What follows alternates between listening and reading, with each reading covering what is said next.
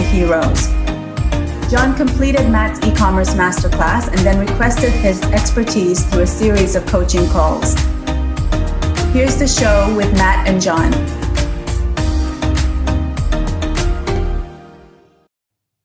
Well, good afternoon and welcome to the e-commerce podcast. But this is something a bit different. We're calling this e-commerce journeys. Now, e-commerce journeys is a little bit unusual. What we're doing is we are taking John, who you saw in the intro there. We're going to get John and we're going to do some coaching calls with him. And you get to see the coaching calls. There is no filter, right? This is live. It's an experiment. So do bear with us. This is totally live. There's no filter. So do bear that in mind. We'll try not to swear. And we're just going to have conversations about building an online business. John's online business specifically, which is called Inventory Heroes. And you can follow along his journey over the next few months as we do a few of these coaching calls and see how we get on. So all of that said, without any further ado, I'm going to push this button here and I'm going to bring John onto the screen. John, how are we doing? Very well, you? Yes, I am doing good. Let me tell you, I am doing very good. Notice how I made you talk there. I just made you talk so that I don't have to. Yeah, it's probably going to be a little bit like that. No, it won't, because it's going to be me asking all the questions in just a minute. So enjoy the power while you have it, John. That's all I can say. So for those of you new to the show, well, I mean, this is for those of you who are new to the e-commerce podcast. We do a weekly podcast called the e-commerce podcast. And then out of some of this training and coaching stuff we've done, we've met John and we've done it's fair to say, John, we've done a couple of calls already, and then we thought, wouldn't it be cool to do these on a live? Well, I thought, wouldn't it be cool to do these on a live stream? Yeah, that's fair. That's more fair. And so what we're going to do is just sort of carry on those conversations. And to give people a bit of background, you have this website, Inventory Heroes, which you're trying to get set up and established. And if I can summarize what you're trying to do, basically you're getting excess stock or inventory from various people around the globe, and you're selling it on your website on their behalf, and you take a percentage fee or a fee of some kind for doing that. And that's the business idea in a nutshell, unless it's changed, John. No, that's the business idea. There are a couple of additions to that, but yeah, that in a nutshell, that's what it is. Yeah, and we're going to get into all of those. So, so this is now our third call, isn't it? So it would have been nice to have the first two on the live stream, but we're probably going to have to bring people up to speed a little bit in these first two sessions. But that's okay. That's okay. That's what we do. Why don't you, John, just let people know what we've done so far? Just give a quick update. So basically up to this point, I have set up a website, which you've obviously taken a look at. You've given me a few tips and pointers on where to go, what to do, how to change it to make it better, and how to kind of take the business forward. The business, just to give people a bit of background, the business is brand spanking new. It was only registered in December last year, kind of so a lockdown business, I suppose. And that's kind of where we've got to. We've registered the business, we've built a website, and now we're looking to generate some customers, generate some clients. Because obviously at the end of the day, what we're trying to do is build a marketplace, which when you build an e-commerce business is probably the hardest one to build, in my opinion, because you've got two sets of customers to bring into the website. But there you go. That's what we're trying to do. All for the good of the earth, basically. But we'll get into that a little bit later on. So yeah, that's where we are. Literally, we have a website that's been built. It probably isn't quite finished yet. But as you've said yourself, no website ever really is. And if you ever just wait until it's done, you'll never launch it. So it's out there now on the internet, and you can see it in all its glory with all its kind of warts and things that need fixed as it is today. Yep, absolutely. And that website is inventoryheroes.com. I've got it on my screen now. It's a cracking little website. Well, it's going to be. We've got some big plans for this website, haven't we? Now, the last time the way these coaching calls have worked, and by the way, if you are watching this on the live, feel free to say hi in the comments and ask your questions. I'm sure we'll get into those, no problem. Like I say, if you've never heard the e-commerce podcast before, I can't say that very well, can I? If you've not heard the e-commerce podcast before, do check it out, ecommercepodcast.net. Now, John, the way these coaching calls have historically worked is you and I have had a conversation, I'll bring out a few points, we get a few tasks, and then in our next call, we review those tasks. And that's how we start off. So let's start off how we normally would do. What did I tell you to do last time we got together? So you had to bring me on the live whenever you've given me the tasks, and I haven't really completed them, to be fair. But anyway, the tasks you gave me were, any of the other calls would have been far better. You gave me 4 main things to achieve. The first one was, we were talking about advertising on social media or putting posts out on social media, because me being 43, and as my daughter keeps telling me, I'm older than the internet. Yeah. That wouldn't be my kind of forte. So the first thing was to set up a social calendar and kind of put that into practice. The second thing was to fix the homepage. The homepage at the minute is a bit of a mess. As you can probably see on your screen there, it hasn't changed, but I'll update you on that in a second. The third thing was to actually get some product on the website. And the fourth, because when we last spoke, there was nothing on it whatsoever. Okay. And the fourth thing was to put myself and the co-founder actually on the website, because whenever we spoke last, there was no sign of, it was just a faceless kind of website or faceless entity that we'd no kind of humans on it whatsoever. That's obviously changed too. So let's start with the last one first then. So you've put your faces on the site, have you? Where have you put those? Yeah, they're in the About Us page. There's a picture of myself and Michael. Okay. Let's have a look. Oh, here we go. Very good.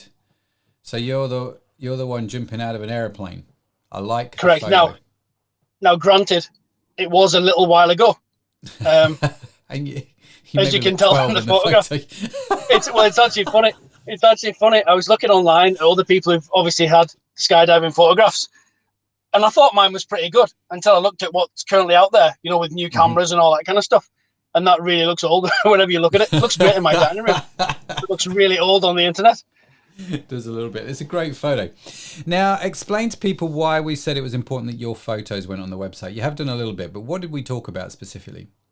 Again, so that you're not a faceless kind of entity or faceless corporation. People buy from people. People trust people. And that's why you need to have your face on the website so that people can see and read the story of you and your business.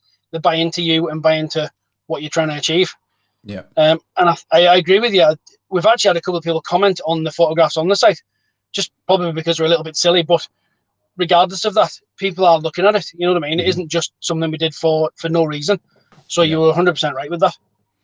Well, here's the thing about your About Us page, or Our Story as you've called it. One of the things that people seem to forget is actually when you look at the analytics of your website, one of the most visited pages on your website outside of your homepage is always your About Us page, especially if people don't know you and they want to know more about you. So that About Us page is your place to tell your story in a way that draws in the customer. Do you know what I mean? In a way that entices them to go, yeah, I like you enough to buy from you, or at least to connect with you in some way. So it's super, super important that you really invest in your About Us page. And I like it. So you've got a bit about the business.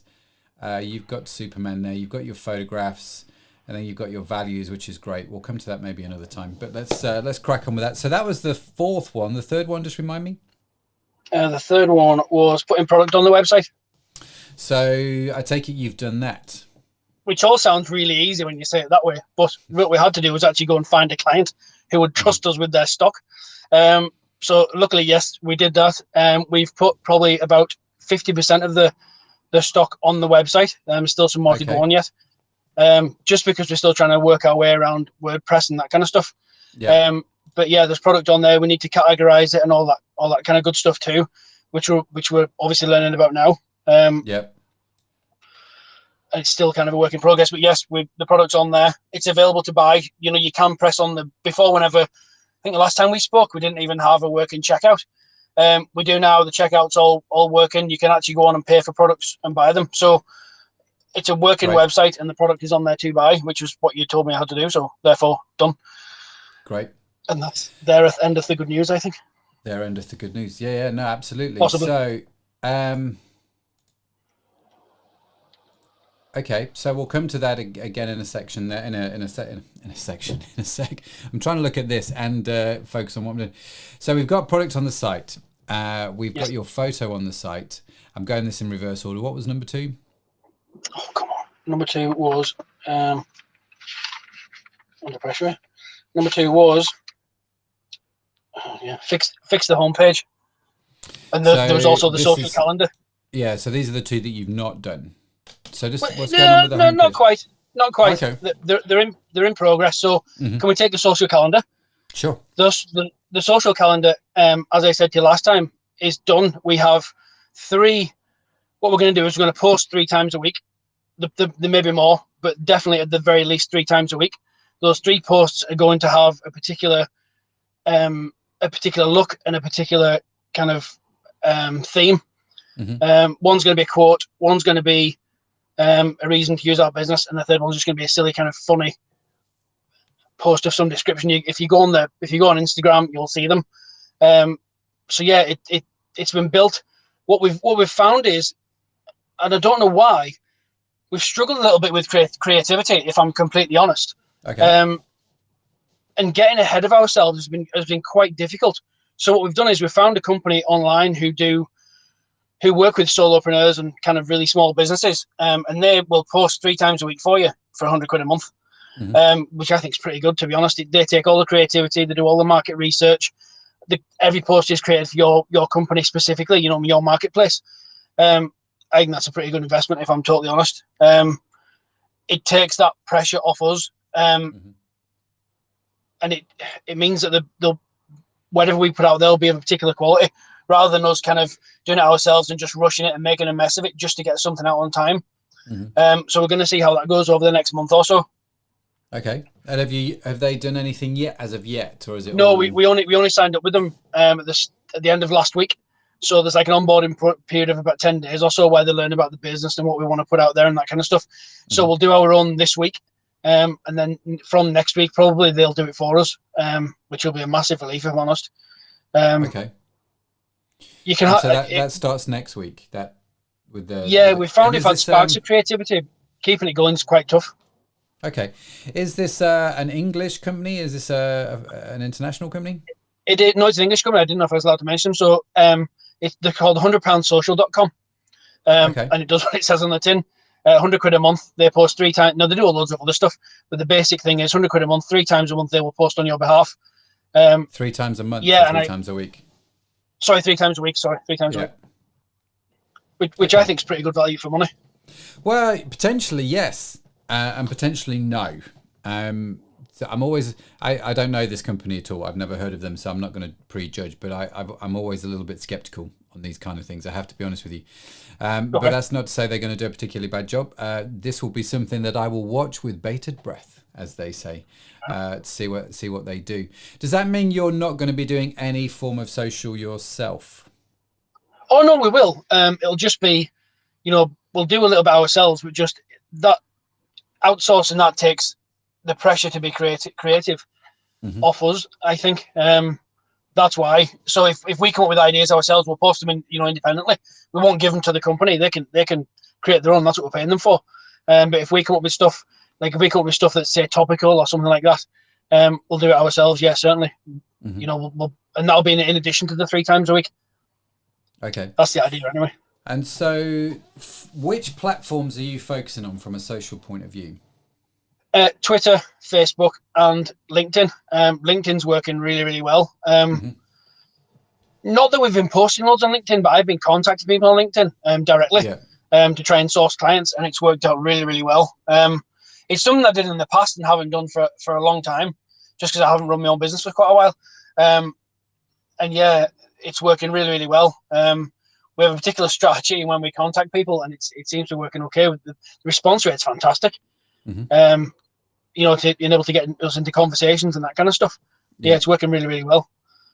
Okay, that's really interesting, and I like what you're saying about LinkedIn. I think I must have connected with, I don't know, about 5,000 or 6,000 people on LinkedIn over the last 18 months. I would have thought. LinkedIn's fascinating to me how all of a sudden has just sort of taken off as a platform. It's really taken off over the last for the last 12 or 18 months or so, and it does seem to be becoming very much like all the rest of the platforms. But what I've done is I've been contacting kind of service providers, potential customers and stuff, and just sent them kind of really bizarre emails or send them out the bizarre. Nope. John seems to have disappeared. So whilst if you're watching this live, you'll see his face is not. Oh, there we go. Are you back, John? That was my wife. That was my wife calling me. Sorry. Your face froze in a particularly unflattering pose. Just typical. Yeah, just couldn't freeze in a George Clooney type pose. Had to be the unflattering one. Typical. Just my luck. Just my luck. So yeah, I contacted a service provider, so a 3PL, a couple of days ago through LinkedIn. But I didn't contact kind of the sales rep or anything like that because they were torturing me anyway. I contacted the partnership manager or partnership director or whatever his title is. There she is now. And what we've agreed a partnership where we're going to co-promote each other's businesses and stuff because the two things tie in quite well together. So, and all that's from LinkedIn. So yeah, LinkedIn's going really, really well. Yeah, I think it's important to work your contacts on LinkedIn, especially because it's going to be a great place for you to find suppliers. It's going to be, actually, I find it's a great place to meet with customers as well. You know, so if we take one of your products on the website, I'm just going to pull one up here. So you've got, I don't know, you've got speakers on here, right? Niles Audio indoor outdoor speakers. Well, that's, for me, that would be kind of one of those products I'd be connecting with people on LinkedIn saying, hey, listen, I don't actually know if these speakers are going to do this, John, so you know, you have to forgive me, but I'd be like, hey, listen, look and set your patio up so you can have guests and friends around in the next few weeks. These are some amazing outdoor speakers to really, you know, boost your music out there and have fun and laughter with your friends and family. We've got them on special offer on the site at the moment. Last few remaining. Get them while you can. And you can start to post that to people on LinkedIn. You could actually, now on LinkedIn do some real specialist searches as well. You could go and connect with all people that are likely to buy outdoor speakers, and so you can start to think about your audience and go, okay, LinkedIn, find me all of the people who are company directors who live in the south of England and probably don't live in London. Do you know what I mean? So they've got a garden of some kind. And maybe I can start to contact those guys because they're maybe going to have the money to spend. Or LinkedIn's really intriguing, actually, how you can start to connect with people and really squeeze it in. Obviously, don't spam. Obviously, obey the rules, but you can start to connect with people and market to those who you connect with. So if you're connected with a lot of CEOs, for example, in the south of England, I would definitely be putting those speakers on my LinkedIn feed saying we've got these on site, last few remaining, come get them. I have to admit, Matt, it's been really strange kind of attempting to market a company or market ourselves on the internet. I know I keep joking about the fact that we're in our 40s, so this doesn't come naturally.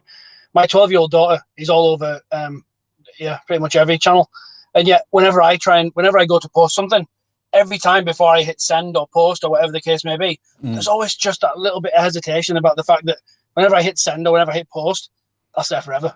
You know, you can't really ever take it down. And yet my 12-year-old daughter doesn't care. No, it's just it's a weird thing to get your head around whenever you've never really done it before. You know, it's a strange thing. Yeah, I need to get that confidence. You do, and you've got to remember at the start, whenever you post something, no one's really watching anyway. Do you remember? I mean that with all due respect. You've not got a massive Instagram following or Facebook following, or do you know what I mean? No, you're absolutely right. It's not a big issue. Okay, so let's talk about the homepage.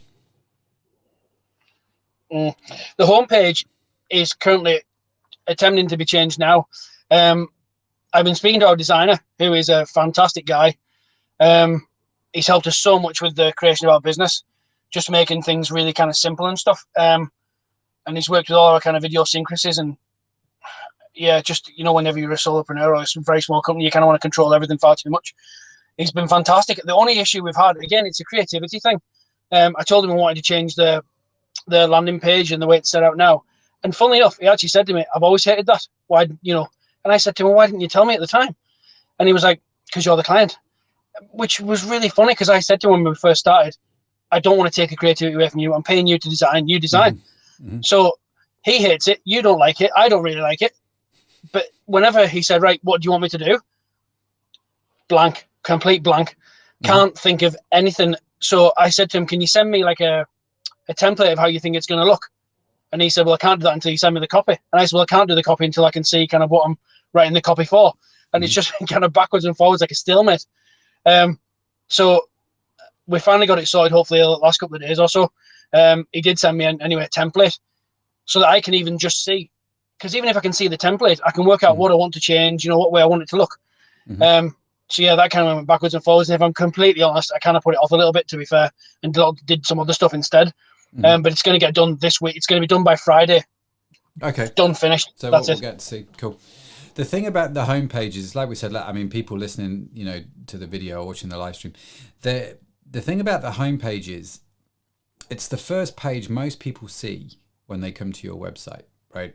And it's definitely going to be the most visited page on your website. So your home page pretty much has got to work straight off the bat. And the way it should work, what you want it to do is you want it to instantly signpost to the other parts of your website. So if I'm coming along to your website, there's a reason I'm there. Your homepage needs to point me to the place that's going to help me as soon as possible. Okay, so this is where your homepage is going to be a little bit more complex, because if you're a product website, it's easy enough. You can kind of point people towards products. You can point people to the About Us page if they want to know more about you. If you've got a blog, you can link to your latest blog post. I mean, you can do all those sorts of things.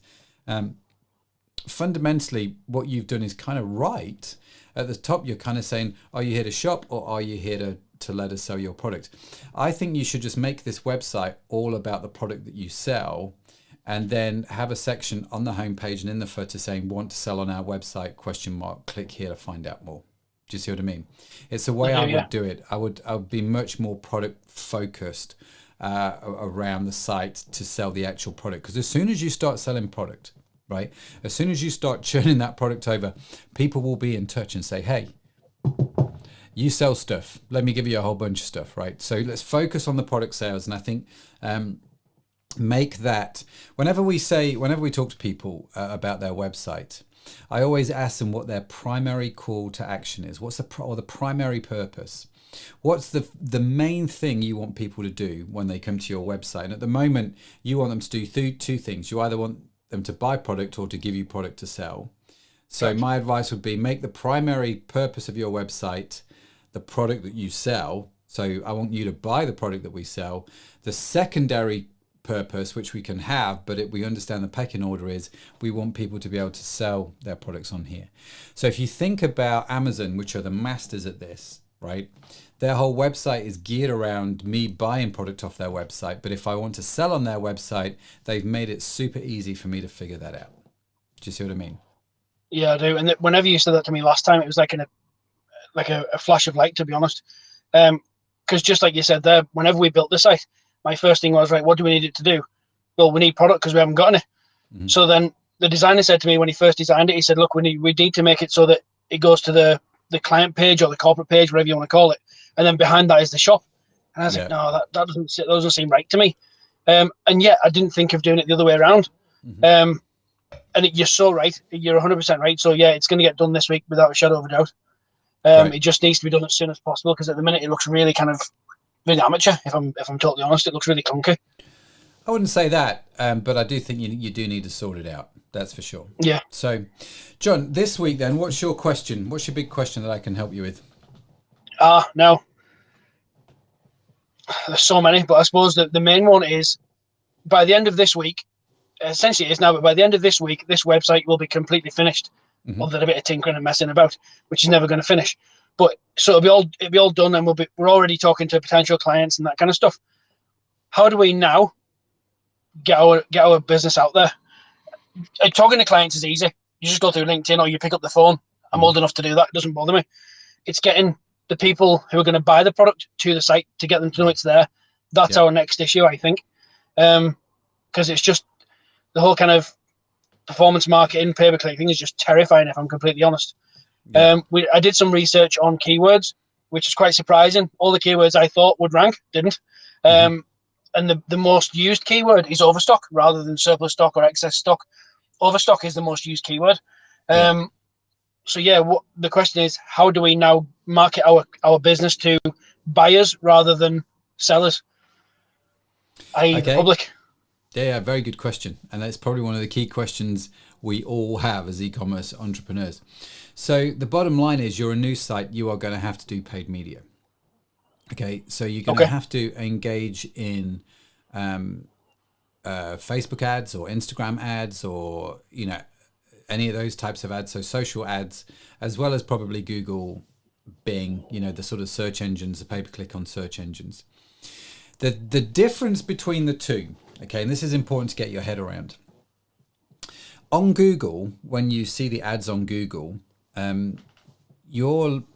so if I take, let me go back to that page with the speaker on. So we've got a Niles audio speaker. Somebody somewhere is going to go to Google and type in Niles audio speaker, indoor outdoor speaker. Or they're going to go to Google and type in indoor outdoor speakers, right? And so either way, they're going to go to Google and they are looking for that product and you want to be found. Okay, so you have a buyer who's ready to buy or wants to know more information. They know what it is they want. They go to Google and Google then sends them to your website if you've got your AdWords ranking. Okay, if you've got good SEO on your website, you may also naturally link for those as well. That always takes a little bit of time because you're going to have zero domain authority on your website because it's quite new. This is why you're going to have to do a bit of paid media. Let's take Facebook. Facebook ads are a little bit different because I'm not on Facebook looking for Niles audio indoor outdoor speakers. I'm just not, right? I'm looking to find out how me auntie's cat's doing after it threw up in her slippers, right? That's what I want to know. And so when you advertise on Facebook, the way you advertise is very different. And so this is where you have to get a little bit creative. So one of the things that you could do is you could, for example, take your indoor outdoor speakers, put some outside on a patio, or maybe contact the company. Maybe they've got some stock images that you could use. And I would go like, how can I tie this into a way that's going to capture people on Facebook? So like I said, with those indoor outdoor speakers in England, we are fast approaching that day where we can have people in our garden for the first time in a long time. And spring is coming up. So I'll be like, right, how can I promote? Do these speakers make even sense to promote to that audience, right? Everyone's going to be starting to buy patio furniture and all that sort of stuff to try and get their gardens ready for having friends round. And so I'd be like showing a picture of these speakers with some, do you know what I mean, near dusk with some nice outdoor lights, people sort of laughing and joking, having a glass of wine or a beer. And it's like, then I'd be kind of creative around some of the copy where I'd probably talk about, adding the music to your party post lockdown ? Type thing. Do you know what I mean? And so what that's going to do is when I scroll down my feed, I'm going to see this nice lifestyle shot, not a product shot, a lifestyle shot. I'm going to see this lifestyle shot and go, that's interesting.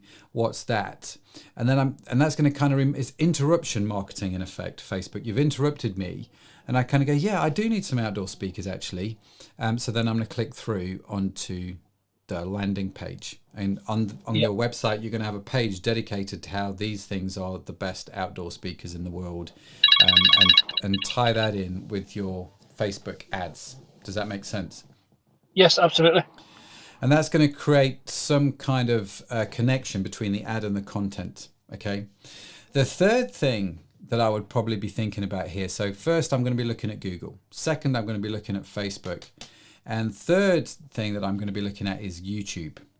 Okay. I'll tell you why I'm going to be looking at YouTube. One, it's free, although you can do YouTube advertising if you want to get into that. Two, it is the second biggest search engine in the world. And three, it is a lot less competitive than Google. Okay.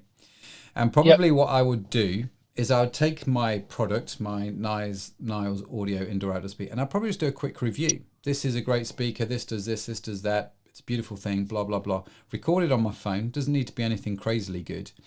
And then I would go on, I'd do a bit of keyword research. What are people typing into Google? What are the best outdoor speakers for my garden patio? ? And so I'd do a video, the best outdoor speakers for your garden patio post lockdown. That's probably what I'd call it. And then it's just literally you on camera doing a quick review of the speakers, playing the sound, showing how easy it is to set up, and then just say they're available on your website. You obviously can't do that with all of your products, but you do need to start picking out one or two of your hero products, what you think is going to work well. And you're going to want to start to create some extra content around them. Use Facebook ads to send people to that content, which will be on your landing page, which obviously has got your product on as well. And you're going to use Google ads to try and get some listing on that. Now, all of that Sounds very easy when I talk about it for 5 minutes. But the actual reality of doing that is not that straightforward. And this is where you either invest the time to go, right, I am going to learn about... You're frozen again, John. You look like you're asleep. I don't know why. I don't know. No. I am awake, honestly. I promise. You just look like you were snoozing. I just look dozing, yeah. Yeah. Is that boring? So I guess the question you need to ask yourself over the next few weeks, do I want to take the time to learn about Google ads and Facebook ads and do some online learning? There's plenty out there. Or do I want to go and talk to an agency that maybe specializes in helping startups get established on Facebook or Google? And again, there are plenty of those out there. It depends on how quickly you want to get going, because I think a paid media agency, a good paid media agency, are worth their weight in gold. And they can help you structure the ads and give you some guidance and steerance on content. They'll know how to do a bit of the research and figure out what people are looking for. So I think in terms of how you generate the traffic, like I say, for me, for you, I would be thinking YouTube, Google, and sort of paid media, paid social like Facebook. So if that's the case, what do I need to do? Do I outsource that, or do I learn how to do that? Now, having heard you talk earlier, if you're not able to actually do your own social media and you've outsourced your own social media, you're probably going to want to go find an agency that can help you with the paid. Yeah, more than likely, I would say so. Yes, for a number of reasons. Obviously, expertise, creativity, skill, time, all those things. Because what I'd like to do personally, I think I need to put all my time into finding product and bringing clients onto the platform, and then either pay someone else to bring in the other half of the business, which is the people buying the product.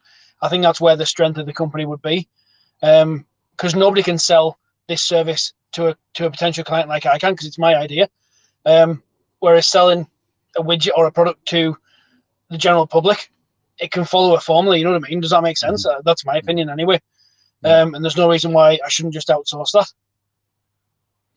No, it sounds about right. So I think your task between now and our next call, John, is to go and find people that you can work with. Now, how do you go about doing that? Obviously, you can just Google paid media agencies. You can talk to a few. You can get some referrals from people that you know. There's sites like Fiverr and all of those that you can use. There's a few podcasts, actually, just being a bit self-promoting, on the podcast where we've talked to people like, about outsourcing, which you can pick up on and you can listen to, and they tell you their tricks and secrets into doing that. So have a listen to some of those podcasts, and I think. Did you really just suggest that I don't listen to your podcast? No, I said listen to the podcast. There'll be some episodes. There are some episodes where people have talked about outsourcing. Sorry, did I not make that clear? There are some past episodes. We've had some great guests all talk about outsourcing, and just really full of some great tips. So do that. Do check the back catalogue of podcasts. But I think between now and next time we talk, obviously you want to get your homepage sorted out. But I think it would be good if you can go and find a good sort of paid media agency that you could work with. Agency is a posh word. Just somebody that can help you with paid media. It doesn't have to be an agency. Agency is expensive. But someone that knows what they're doing, and pick one of them. Either try Google or try Facebook, but pick one of them. Start on that one. Start your strategy there and see what you can learn. Bearing in mind, you're probably not going to learn a whole great deal straight away, and so you may think you're sort of throwing money down the toilet. But if you've got good people to work with, you'll quickly figure out what's working and what's not. I have had some success in the past with Fiverr. I've used it a few times in the past. It's actually where I found the web designer, funnily enough. Although we now transact off Fiverr. But that's I've had quite a bit of success on there. So I'll maybe just go back to it for now and see. The only issue I find is sometimes it's quite hard to gauge the quality of people on Fiverr, but I suppose that's just one of those things. I'll just have to give it a try. Yeah, it is. And I think people, I mean, obviously look at reviews, talk to people that have worked with them in the past. I mean, we had Darwin on the show recently who runs a paid media agency. You don't want to work with him because he won't work with you. You've got to have a certain level of turnover before he can be helpful. Yeah, that's it. But you can definitely find people that specialize in working with startups, because obviously we're all startups at some point. And so figuring that out and getting people to your site, I think is going to be critical. You're just going to have to pay people to do it. It is funny when you're a startup, you just get to the point where you think every single conversation starts with, I don't have any money. That it seems to be whenever you go to any service provider, that's what you're starting with. Our resources are limited, or we've no money, and you get sick of hearing it yourself, never mind them, hearing it from you. So yeah, I think Fiverr probably is the best place because the expectations are already set by the time you begin working with someone, Yeah, absolutely. Have a go, see what happens, run a few ads. You can't, you've just got to experiment. Now, the podcast I think you need to listen to is episode 30 with Jesse Schoberg. Jesse is awesome, actually. He's a guy that basically, he lives wherever he wants to live around the world, and he outsources most of his business. I did hear it before, but I'll go back and listen to it again. Yeah. Or check the notes on the website and just figure out where he goes and check out a few of those sites. Any other questions, John, before we go? Just one more. An email list. It's something that's kind of bugged me for quite a while. Mm-hmm. Obviously, there's loads of podcasts out there talking about email marketing and building lists and all that kind of stuff. Is the only way to build a list to get people to sign up on your website? Because obviously that goes with getting traffic to the website. I don't particularly want to buy a list because that's just silly.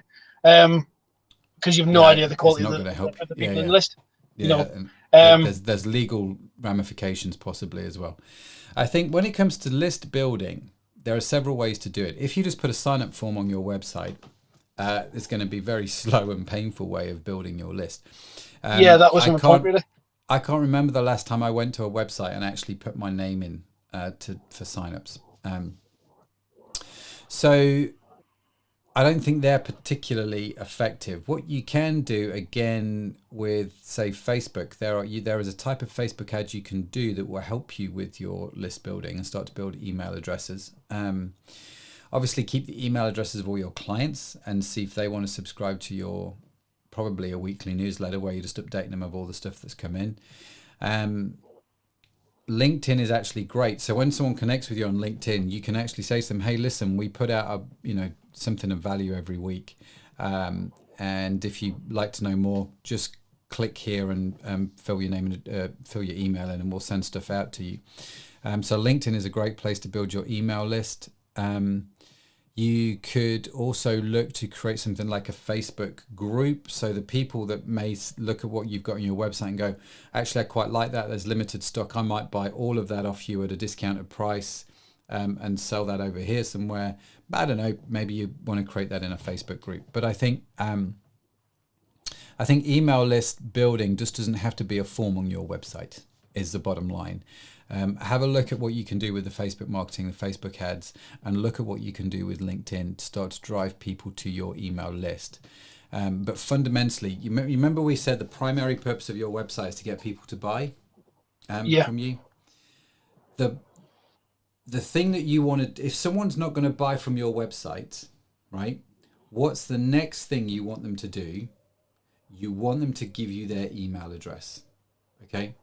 So if they're not going to buy, you want their email address. So give them a reason to give you their email address.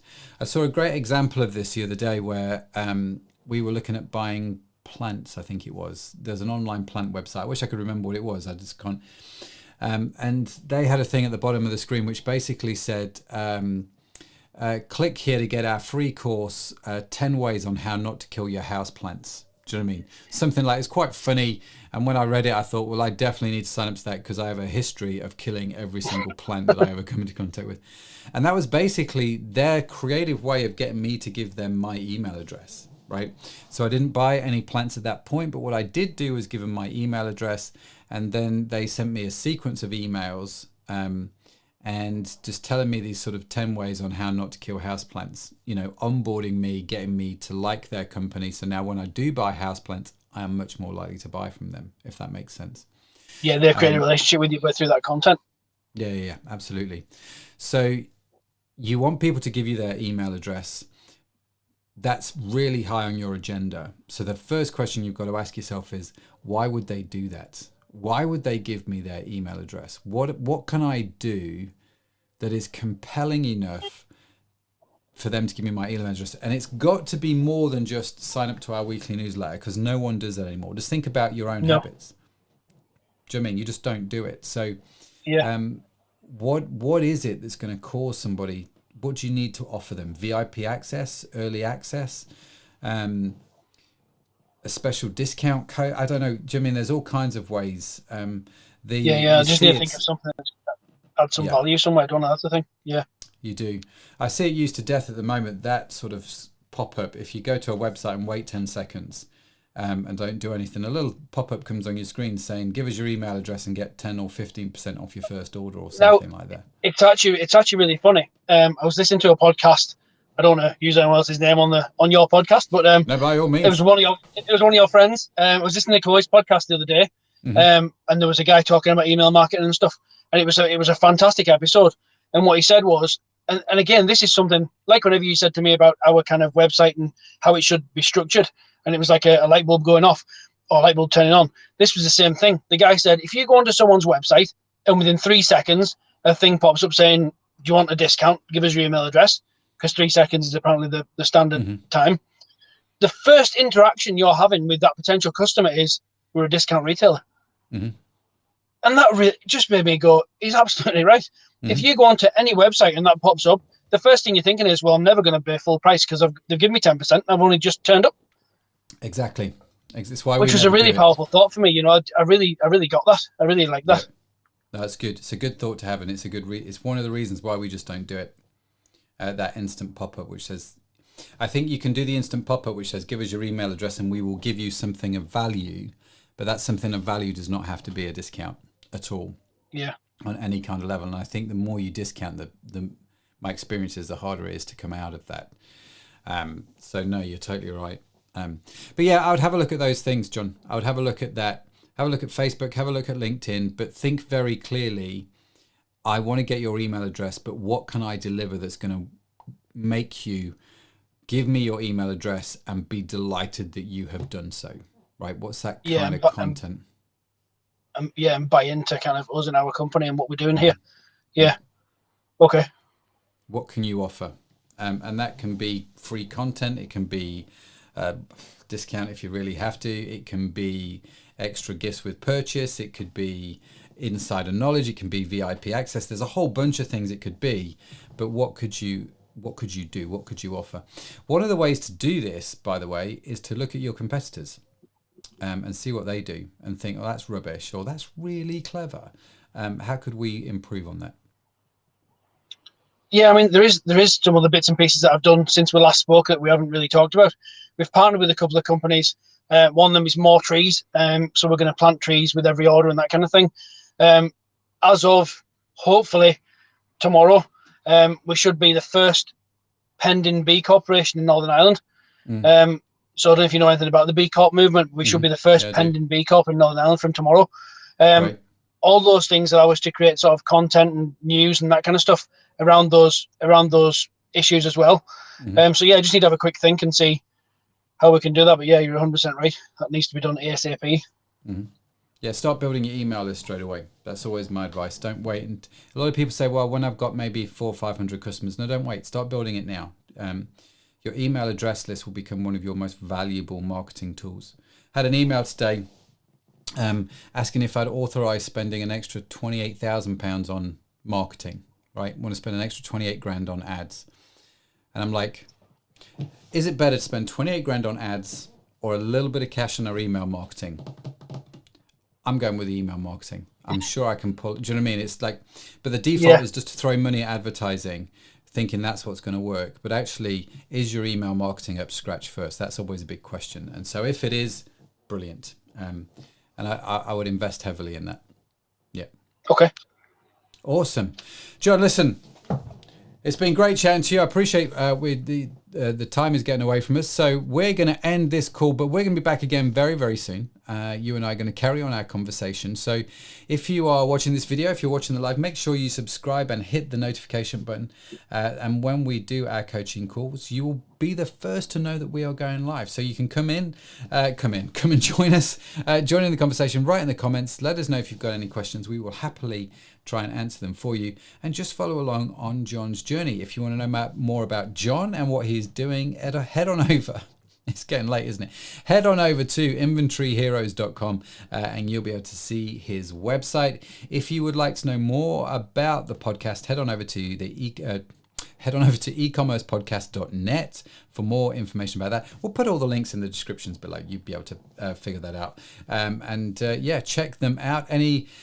Any thoughts, any questions? Like I say, post them in the comments. But I think from John and myself, that is going to be it for this week. John, thanks so much. I will see you in a couple of weeks. Likewise. Thanks very much. All right. Bye for now. Bye. You've been watching e-commerce podcast journeys with Matt Edmondson.